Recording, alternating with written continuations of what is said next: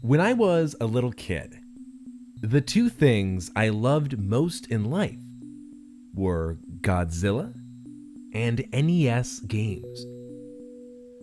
So naturally, when Godzilla Monster of Monsters came out, it was like a dream come true.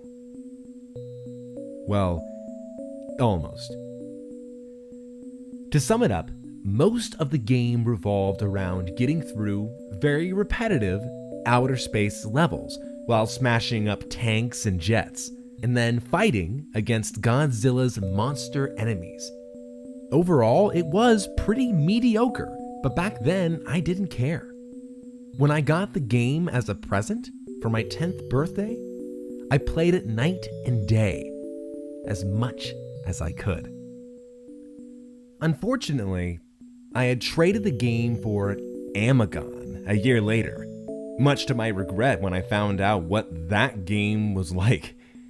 Recently, I had bought a new NES system, and through a lot of hunting and asking around, my friend Billy finally managed to find a copy of Godzilla Monster of Monsters. I was pumped to play my favorite childhood game. It never even occurred to me to ask where Billy found it. He also gave me some other games like Legend of Zelda, Bomberman, and some stupid thing called Action 52, but Godzilla had to come first. So, I started the game, and the nostalgia came flooding back like a tidal wave. Godzilla's 8-bit theme song flooded proudly through the speakers, and I was soon grinning like an idiot. Some people laugh at me for playing such outdated games, but I've never had as much enjoyment for any games other than those on the NES. Those 8-bit games take me back to when things were much simpler, more safe. But after what's happened with this game, I don't have those feelings anymore. I had forgotten how quick the fun of smashing things as Godzilla wore off in the scrolling levels. The game bombards you with bullets and things crashing into you from every direction, and you're too big to avoid most of them. Although my excitement had worn down some, it wasn't long at all before I got to my first boss battle. My first opponent was Jizora, an obscure squid kaiju who had never been in a Godzilla movie. The most annoying thing about fighting Jizora is that he always backs you into a corner and starts smacking you with his tentacle, and you're unable to move until he gets off you. This move doesn't do any damage, but it can stall you until the timer runs out and you have to start the fight over, and he regains some health. It's as annoying as it sounds, and of course, he did it when I fought him. Only for some reason, this caused the game to glitch up, because once he started smacking me, he never stopped.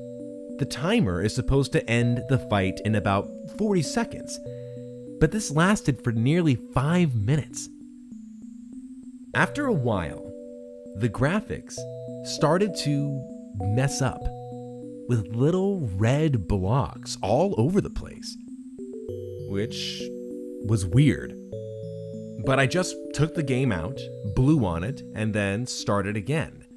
I wasn't about to let a little glitch stand in my way.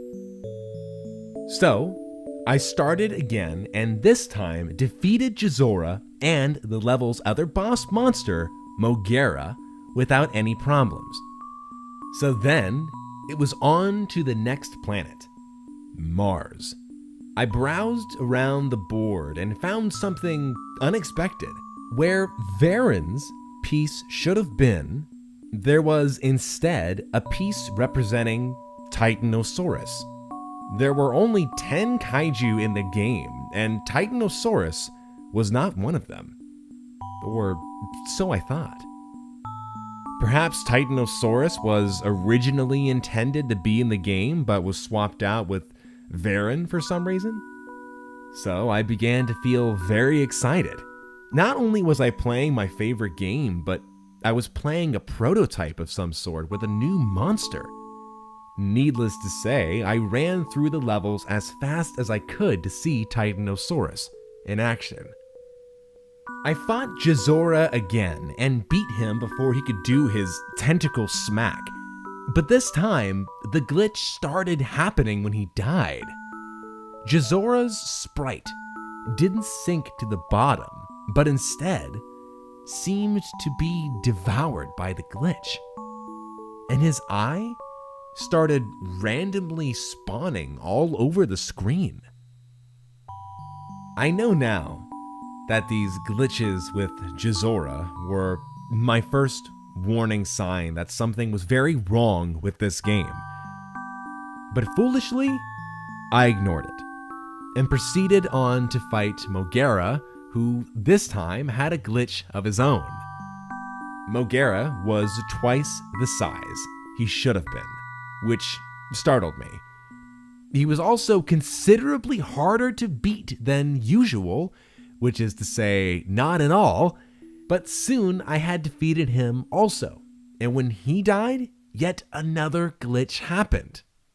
This happened extremely fast, so I was lucky to get a screen cap of it at all. But what happened was that the giant Mogera sprite started to shatter and melt.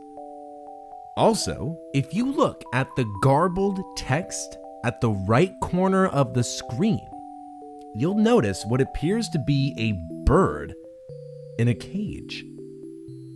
I still have no idea what that meant. At this point, I was about to fight Titanosaurus, and I was worried as to what kind of glitches would happen this time. But to my surprise, Titanosaurus looked just fine. Although all of the game's bipedal monsters were the same height, Titanosaurus was a bit taller. But since Titanosaurus was taller than Godzilla in the film debut, I thought this was kinda cool. After a very fun fight with the monster that wasn't supposed to be in the game, I took over the enemy base and proceeded not to Jupiter like normal, but instead to Pathos.